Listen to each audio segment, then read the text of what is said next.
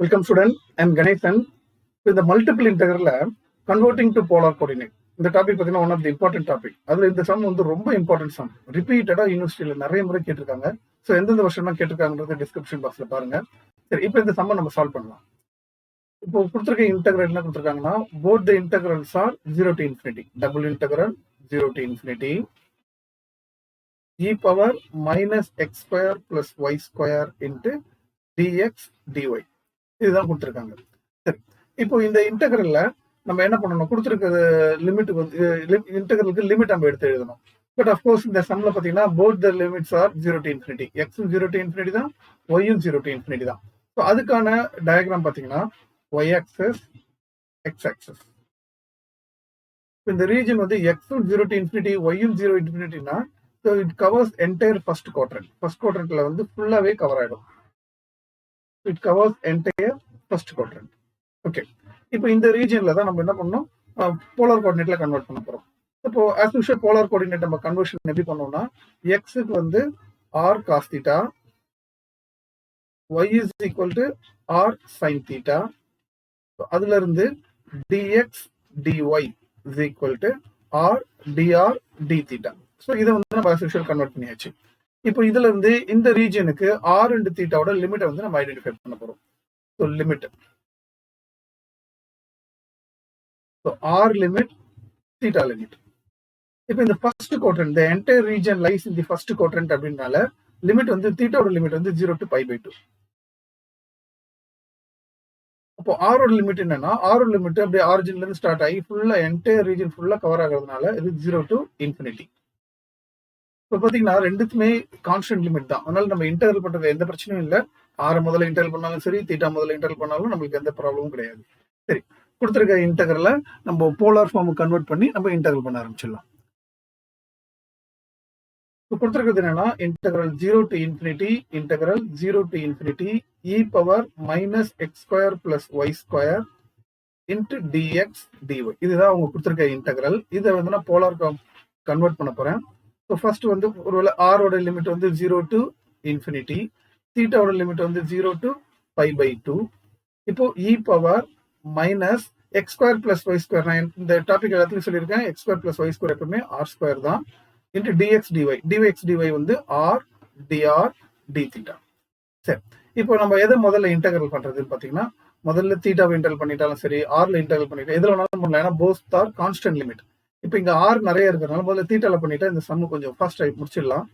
Integral 0 to infinity e power minus r square into r d தீட்டாவை integral பண்ணா theta, அதோட limit வந்து 0 to π/2, remaining integral dr. அப்போ லிமிட்டை சப்ஸ்டிட் பண்ணா π/2, அந்த π/2 நம்ம வெளியில எடுத்துடலாம். So integral 0 to infinity e power minus r square r dr. சரி, இப்போ இந்த இன்டெகிரல் பண்றதுக்கு தான் நான் சப்ஸ்டியூஷன் மெத்தட் யூஸ் பண்ண போறேன். ஆக்சுவலா வந்து இந்த ரெண்டு மெத்தட்ல பண்ணலாம். ஒன்று வந்து அதோட ஈஸியான மெத்தட் தான். சப்ஸ்டியூஷன் மெத்தட் வந்து ஆஸ் யூஷுவல் எல்லாரும் போடுறது தான். என்ன சப்ஸ்டியூஷன் பண்ணலாம்னா, t is equal to r square அப்படின்னு எடுத்துக்கிட்டீங்கன்னா dt is equal to 2r dr. So அப்போ இங்க r dr மட்டும் தான் இருக்கு. அப்போ 2 கீழே இறக்கிட்டீங்கன்னா dt/2 வந்துடும். சரி, ஆரோட லிமிட் 0 to infinity. ஆருக்கு 0 போட்டா tயும் 0 தான், ஆருக்கு இன்ஃபினிட்டி போட்டா tயும் இன்ஃபினிட்டி தான். அப்போ இன்டெகிரலோட லிமிட் என்னவா மாறும் அப்படின்னு பாத்தீங்கன்னா, அதே 0 to infinity தான் மாறும், எந்த சேஞ்சஸும் கிடையாது. Okay, e power minus r square, r square தான் we took t, and rdr, rdr dt/2, dt/2. இப்போ இந்த 2 வெளியில எடுத்தீங்கன்னா π/4 வந்துடும். Integral 0 to infinity e power minus t dt. e power minus t integral பண்ணா என்ன வரும்னா minus e power minus t with the limit 0 to infinity.